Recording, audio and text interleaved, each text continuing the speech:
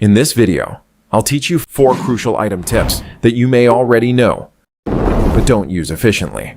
This is one of the main reasons why you lose matches even after playing well. To understand these essential tips, watch the video till the end.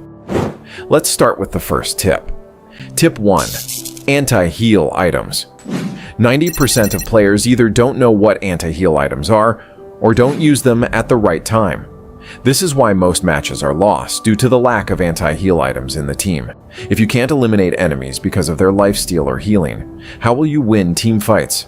And if you can't win team fights, winning the match becomes nearly impossible. There are 3 anti-heal items in the game: Dominance Ice, Sea Halberd, and Glowing Wand. These items are used for different heroes and situations. Dominance Ice, a defensive item for tank heroes. Sea Halberd, suitable for physical damage heroes. Glowing Wand, designed for magic damage heroes. However, most players overlook their unique passive effects. Dominance Ice not only halves the enemy's lifesteal, but also reduces their attack speed. Sea Halberd deals extra damage to enemies with high HP. Glowing Wand applies a burning effect to enemies. So when should you build these items? You should always buy anti-heal items based on the enemy lineup. If the enemy team has heroes with high lifesteal or healing, like Estes, the tank's first item should be Dominance Ice. If the enemy team has 2 or more lifesteal healing heroes, every role should consider purchasing an anti-heal item. This ensures that enemies won't heal as much, giving your team a better chance to win fights. Tip 2. Penetration items. Every hero can be countered using defensive items.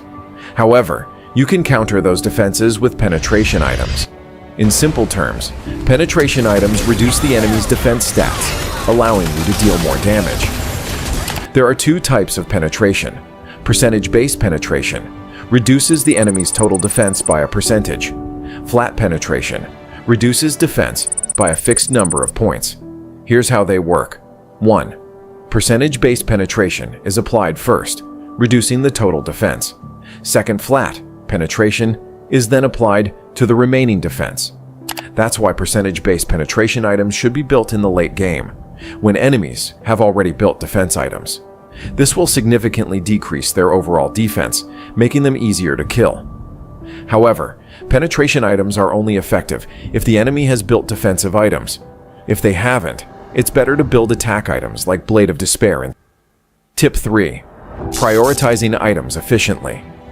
Choosing the right items based on the situation is crucial. To make item selection easier, you can set priority items in the shop. By doing this, your preferred items will appear first when they are available for purchase.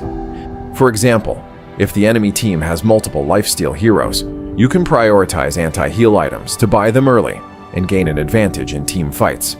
Tip 4. Buying sub-items in the early game.